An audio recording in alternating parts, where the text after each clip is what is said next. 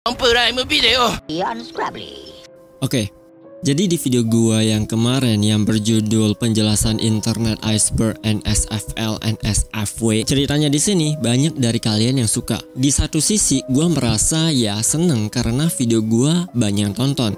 Tapi di satu sisinya lagi gua merasa kayak waduh, ternyata penonton gua itu sukanya hal yang aneh-aneh. Nah, untuk memuaskan keingintahuan kalian mengenai dunia bawah yang gak bisa diekspos lebih dalam, atau hal-hal yang gak bisa kalian temukan di permukaan media, sesuai dengan permintaan kalian, ini adalah part keduanya. Dan sedikit peringatan juga, karena ini adalah part keduanya, ini artinya kita akan memasuki semakin dalam, semakin deep dari iceberg. Semakin dalam icebergnya, maka semakin aneh, semakin absurd, semakin menjijikan kontennya. You are watching Gemini Net. Ini gila sih, gila banget. Dan untuk kalian yang lagi nonton video ini, gua mau kalian sekarang juga nih harus bersyukur kepada Tuhan karena kalian lahir di keluarga yang lengkap, bisa makan nasi dan lauk yang layak. Kalian bahkan bisa menikmati hari-hari tanpa hal yang gila. Dan yang paling penting adalah kalian terlahir di zaman modern, bukan terlahir di zaman kuno, zaman dimana pengobatan medis itu masih sangat minim. Jadi gini, Heartbeat in the Brain ini merupakan salah satu lost tape video paling creepy yang mengkisahkan seorang gadis bernama Amanda Fielding. Amanda ini merupakan seorang gadis yang kemungkinan dia sedang mengidap suatu penyakit, dan mau gak mau dia ini harus melakukan operasi yang disebut dengan nama self-trepanning. Atau kata mudahnya adalah Amanda ini harus membuat sebuah lubang di bagian jidatnya menggunakan bor elektrik. Lah, kenapa harus dilubangi? Emangnya setelah dilubangi manusia masih bisa hidup? Jadi gini, pengobatan self-trepanning ini adalah salah satu pengobatan yang telah ada pada zaman kuno. Zaman kunonya ini adalah zaman dimana manusia itu masih telanjang badan, nggak pakai pakaian. Kalaupun mereka memakai pakaian, palingan mereka cuma menutupi bagian bawahnya menggunakan kulit hewan. Selain tradisi pakaiannya yang benar-benar kuno, masyarakat di zaman itu juga sangat minim dengan yang namanya pengetahuan medis. Mereka nggak tahu kalau misalkan ada yang sakit demam, kena leuki, skizo, ataupun orang-orang ini pada zaman dahulu itu taunya kalau misalkan ada yang sakit ya dikasih ramuan herbal. Oke, ramuan herbal ini dipakai kalau misalkan salah satu di antara mereka itu terkena penyakit yang ringan. Contohnya ya demam, diare. Dan kalau misalkan penyakitnya itu berbahaya, contohnya adalah skizo, sebuah penyakit yang dimana lu bakalan berhalusinasi dan delusi, masyarakat pada zaman kuno pada saat itu menganggap orang yang terkena skizo itu terkena atau dirasuki sama roh jahat. Kalian gak salah dengar, roh jahat. Dan yang gilanya ini adalah solusi dari pengobatan pada zaman itu. Mereka menganggap orang yang terkena skizo atau diduga terkena roh jahat, mereka akan melakukan pengobatan dengan membelah bagian tempurung tengkorak manusia, dan kemudian tempurung yang udah dibelah ini akan dibuka dan mereka akan melakukan pembersihan. Pada titik ini kita nggak tahu nih apakah hasil pengobatannya itu masih ada yang hidup ataupun tidak. Tapi yang jelas kita tahunya pengobatan di zaman kuno itu sangatlah mengerikan. Dan yang lebih hebatnya lagi adalah ternyata metode pengobatan ini itu makin lama makin berkembang. Kalau di zaman modern mereka akan melakukan hal yang sama, melubangi jidatnya sampai mengeluarkan darah, dan jika dikiranya ini udah cukup, lubangnya ini akan ditutup pakai perban. Kurang lebih ceritanya itu sama persis dengan video Amanda Heartbeat in the Brain.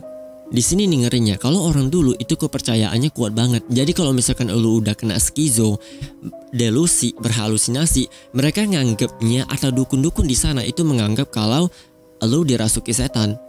Ujung-ujungnya di negara Jepang kalau disuruh ngebikin sesuatu pasti ada aja sesuatu yang ujung-ujungnya bakalan jadi aneh. Contohnya nih, gue pernah ngebahas salah satu iklan komersil dari Jepang yang ternyata mereka ini tujuannya adalah untuk mempromosikan produk Kinder Joy. Tapi untuk mempromosikan produk Kinder Joy, kenapa pakai manusia kurcaci? Cocok loginya menurut gue agak-agak rada-rada aneh. Kinder Joy, manusia kurcaci. Jadi gini, Human Fast Dog Amazon Commercial merupakan salah satu iklan yang ngebayar editor Jepang untuk mempromosikan barang-barang jualan yang ada di Amazon. Atau katakanlah kasusnya ini itu nggak beda-beda jauh dengan Ivan Gunawan sama Raffi Ahmad yang dibayar untuk ngiklanin produk dari Shopee sama Tokopedia. Iklannya benar-benar simple dan sederhana, tapi konsepnya ini benar-benar gila. Nah, お前アマゾンプライムビデオのこと知っとんのか？知っとんのか聞いとんねんこら。アマゾンプライムビデオ、アマゾンプライムビデオ。興奮してきた。アマゾンプライムビデオのどこがええかというとやな。いやもうそういうのええねん。アマゾンプライムビデオなんかより飯だ。おいよ、これ飯持ってくのよ。Masa iya sih wajah manusia lu tempelin di bagian badan anjing?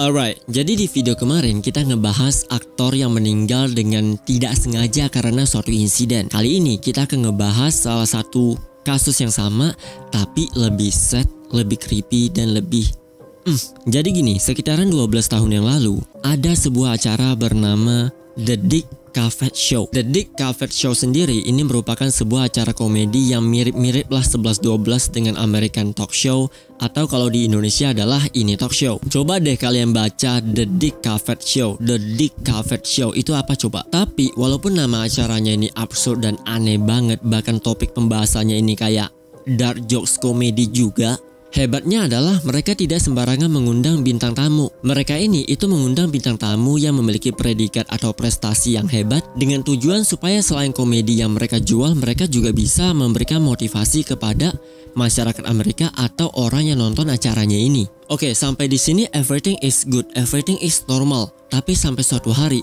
semuanya berubah menjadi sangat mengerikan. Jadi pada tanggal 5 Juni tahun 1971, The Dick Cavett Show ini mengundang seorang bintang tamu bernama Jerome Rodale. Bukan Jerome yang ada di sebelah. Jerome Rodale ini merupakan seorang guru kesehatan yang sudah sangat terkenal, sekaligus juga dialah salah satu orang pertama di Amerika yang mendukung agrobisnis, kegiatan pertanian di Amerika dengan memberikan bantuan berupa dana. Intinya di sini adalah Jerome itu diundang ke dalam acara ini supaya dia bisa menceritakan hal-hal hebat, dan hal-hal hebatnya ini itu bisa ditiru sama warga Amerika atau orang yang lagi nonton acaranya. Tapi lagi-lagi nih, poinnya itu bukan di sini. Poinnya adalah ketika si host acaranya itu selesai bertanya kepada si Jerome mengenai segala hal prestasi yang telah diraih sama Jerome dan apa yang bisa dia berikan kepada masyarakat Amerika. Di saat itu juga ternyata si Jerome ini terdiam sesaat, kepalanya ini itu kayak dihempaskan ke arah belakang, kayak jatuh dalam posisi orang yang sedang tiduran di kursi. Hostnya ini itu bahkan sempat bingung dan bertanya apakah si Jerome itu bosan dengan acaranya sehingga dia ketiduran.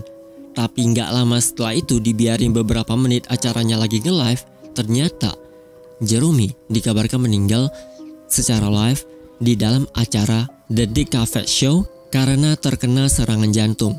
Ini cuma rumor ya, katanya nih setelah acaranya ini sedang berlangsung, dimana ketika hostnya ini nanya apakah si Jerome ini bosan, ternyata di saat itu juga pihak televisi itu memasukkan suara dubbing dari si Jerome kayak sedang berbicara sama hostnya ini.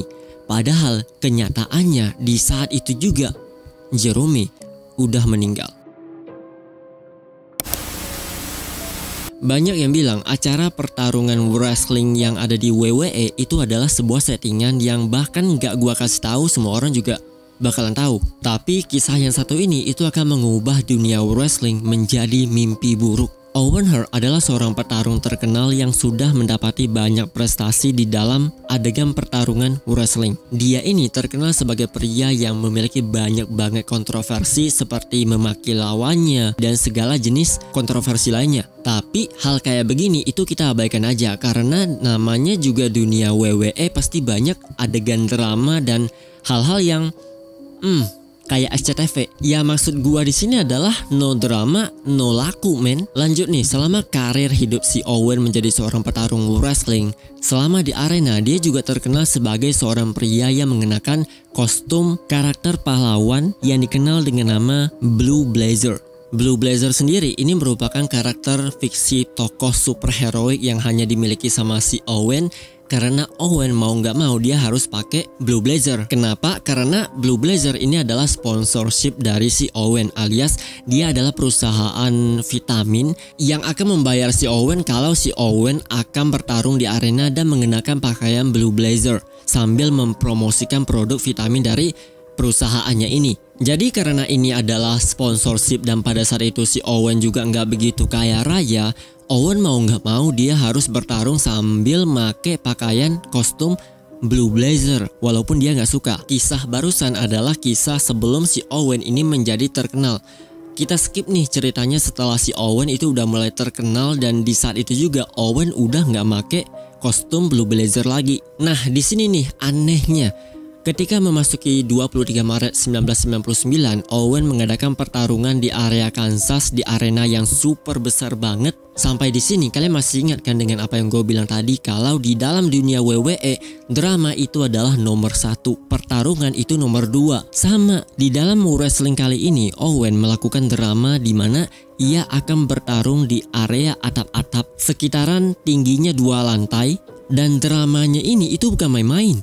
Enggak diketahui secara pasti apa yang terjadi di bagian atap-atap arenanya ini, tapi yang jelas pada saat itu juga lawannya Owen itu mengalahkan si Owen di bagian atap-atap dan kemudian lawannya itu mengangkat tubuh si Owen, kemudian dia itu ngebanting Owen dari lantai atas dilempar ke ring arena.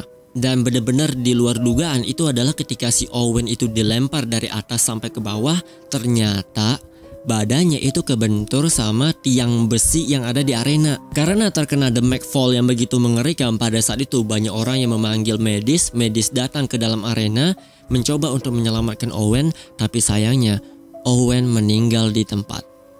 Gua ngebayanginnya gini, gua udah bayar tiket-tiket mahal-mahal ke dalam acaranya ini dengan harapan gua bisa menonton sebuah aksi atau atraksi pertarungan yang sangat mengerikan. Ternyata gua malah dapat hal yang lebih mengerikan. Berbicara soal neraka, ini gak akan ada habisnya. Jadi gimana kalau misalkan kita cari aja pintu nerakanya? Jadi gini, di kota Asgabat ditemukan sebuah kawah berapi yang sangat besar yang diberi dengan nama The Reservoir Gas Crater atau julukannya adalah Gates of Hell. Kawah ini merupakan sebuah kawah paling creepy, paling mengerikan, bahkan masuk ke dalam world record sebagai sebuah kawah yang gak pernah padam. Iya bener, kawah ini itu dikabarkan sebagai kawah yang gak pernah padam dalam waktu yang sangat lama.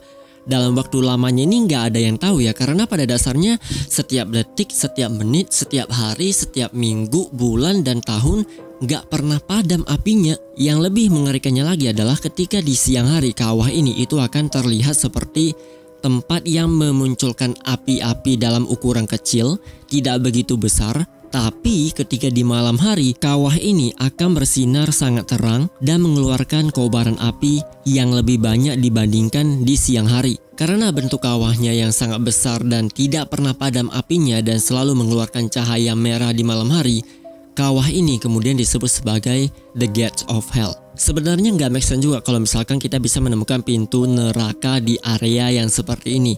Dan tentu pertanyaan seperti ini itu membuat banyak sekali peneliti yang datang ke area ini untuk bereksperimen. Bagaimana hasilnya? Ternyata hasilnya nggak bagus. Kenapa? Karena di dalam kawah ini selalu menghasilkan gas setiap tahun. Gas yang dihasilkan setiap tahun ini jika nggak segera ditangani, takutnya akan terjadi hal yang tidak diinginkan di kota Asgabat. Menurut laporan secara ilmiah barusan, tapi menurut rumor yang gua dengar di sini ada beberapa warga dari Asgabat yang pernah mendengar adanya suara jerita manusia. Entah mereka mengalami delusi, halusinasi atau bagaimana karena menghirup gas dari kawahnya ini mungkin beracun sehingga bisa membuat halusinasi mungkin, tapi yang jelas mereka menjuluki kawah ini sebagai The Gates of Hell. Well, mungkin aja secara singkatnya kita bisa berasumsi kalau Dajjal ada di sana. Oke, tadi kita udah ngebahas tentang kasus insiden kematian Jerome Rodale yang meninggal karena serangan jantung. Terus yang kedua kita ngebahas tentang si Owen yang meninggal karena suatu insiden. Kali ini kasusnya itu lebih mengerikan. Aduh, pusing gua. Jadi gini, pada tahun 1974 ada sebuah berita acara live TV bernama WXLT TV.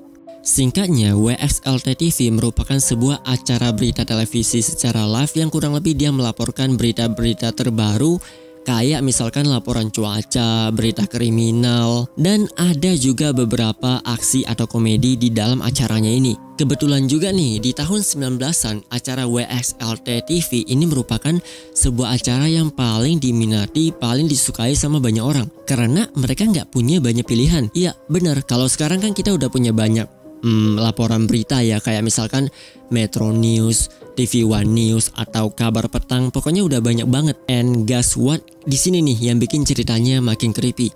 Karena media lokalnya itu sedikit dan WXLT TV menjadi acara favorit, jadi banyak orang yang nonton acaranya, sekaligus juga banyak orang yang tahu insidennya. Di dalam berita live WXLT TV ini ada seorang pembawa atau host acara bernama Kristen Chubak. Kristen Chubak pada dasarnya adalah seorang pembawa acara atau host yang paling disukai banyak orang karena karakteristiknya itu friendly abis. Jadi bisa dibilang dia salah satu host yang sering muncul di dalam acaranya ini. Tapi ketika memasuki 15 Juli 1974, program acara WXLT TV sedang menyiarkan berita seperti biasa dan host pembawa beritanya adalah si Christine. Christine pada saat itu ternyata dia tidak kelihatan seperti biasanya.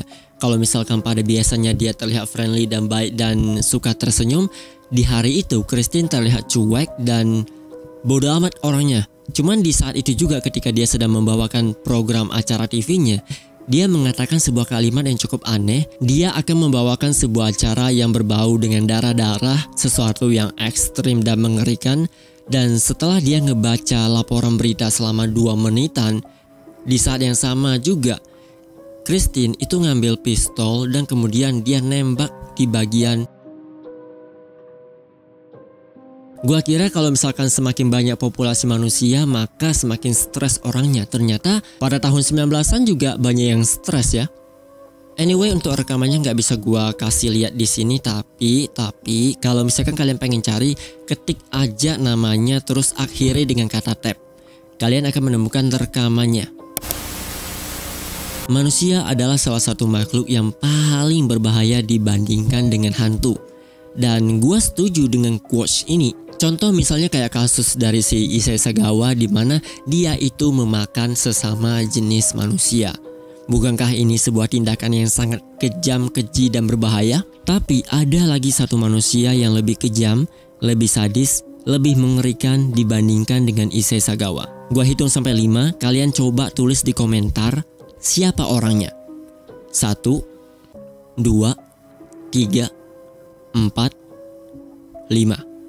Jawaban kalian salah. Karena manusia yang gua maksud ini adalah seseorang yang dipanggil dengan nama Armin Meiwes. Jadi Armin Meiwes ini merupakan seorang pria berkebangsaan Amerika yang punya hobi yang sangat nyeleneh, hobi yang sangat aneh. Jadi gini, pada tahun 2001 Armin Meiwes ini bergabung ke dalam sebuah forum yang sangat aneh. Sebuah forum yang isinya adalah orang-orang sakit jiwa, orang-orang yang benar-benar gak punya akal sehat. Sebuah forum yang dipanggil dengan nama The Cannibal Cafe. Gak perlu gua jelasin deh, kalian pasti udah tahu ini forum apaan karena walaupun medianya udah hilang, tapi track record atau jejak internetnya itu masih ada sampai sekarang. Kenapa Armin join ke dalam forum ini? Karena Armin ingin memuaskan hasrat yang tidak bisa ia dapatkan selama ini, yaitu sebuah fetis aneh di mana dia ingin merasakan daging manusia. Kita skip ceritanya pada 6 Maret 2001. Armin sudah berselancar di dalam forum ini dalam waktu yang sangat lama. Dia bertemu dengan manusia-manusia aneh, tapi sekali lagi dia tidak menemukan orang yang setipe dengan dirinya. Sampailah pada 6 Maret 2001, Armin ini itu ketemu dengan seorang pria yang dipanggil dengan nama Kitar 99. Kitar 99 ini bukan nama aslinya, tapi kita panggil aja sebagai Kitar 99. Ternyata pertemuan antara Armin dengan si Kitar 99 ini itu adalah sebuah pertemuan yang sangat klop. Pertemuan di mana Armin merasa kalau Kitar 99 adalah orang yang tepat untuk dirinya. Kitar 99 ini adalah seseorang yang memiliki fetis yang sama dengan si Armin, di mana dia cerita nih di dalam chat obrolan mereka Kitar 99 ingin kalau anunya itu digigit sampai putus sama si Armin. Dan sebagai imbalannya, kalau misalkan si Armin itu berhasil menggigit anunya sampai putus, maka Kitar 99 itu akan mengizinkan Armin untuk melakukan apa aja dengan tubuhnya ini. Tadi itu adalah sekedar chat atau obrolan yang mungkin saja bisa dibatalkan. Lanjut nih, ceritanya itu makin ekstrim dan semakin serius. Setelah mereka mencoba berkomunikasi 1-2 mingguan, Armin dan juga si Kitar 99 memutuskan untuk bertemu di sebuah apartemen. Di sini mereka mulai melakukan aksi yang sangat ekstrim seperti meminum pil obat tidur dengan dosis super di luar nalar. Kemudian mereka tidur telanjang di kasur, lalu Armin mulai melakukan aksinya. Nah, yang mau gua jelasin di sini itu bukan sebuah kisah dari Armin dan Kitar 99 yang pernah kalian dengar di internet, tapi yang mau gua jelasin adalah rekaman tape yang direkam sama si Armin. Iya, bener, setelah si Armin itu diizinin untuk melakukan apa saja dengan tubuh si Kitar 99, Armin memulai aksinya dengan membuat sebuah rekaman tape. Dan di dalam rekaman tape-nya ini kalian bisa ngeliat si Armin, dia itu mulai melakukan aksi dari awal video sampai ke adegan dimana dia udah gigit anunya si Kitar, terus nggak putus, kemudian dia ambil pisau dan potong anunya. Di sini si Armin itu juga bilang kalau karena anunya ini alot, Armin itu ngambil anu yang udah lepas dari badan si Kitar, kemudian digoreng, dikasih bumbu dan juga kecap mungkin, kemudian dikasih makan ke Kitar 99. Oke, itu dia video kita hari ini tentang internal iceberg NSFL, not suitable for war, NSFW juga. Gimana? Kalian sudah puas dengan rasa kengerian dari tingkah laku manusia yang super aneh dan absurd? Seperti biasa, kalau kalian suka dengan video kali ini, kalian bisa kasih gue like dan share video ini. Komen di bawah, kalian bisa komen apa aja, atau misalkan kalian punya video yang ingin gue bahas di next video selanjutnya, tulis di komentar. So, thank you untuk kalian yang udah request, silahkan subscribe bagi yang belum subscribe, dan thank you juga untuk kalian yang udah subscribe dan masih stay tune di Game90net. See you guys on the next video. Selanjutnya pasti kita bahas iceberg lagi, karena semakin seram, semakin enak.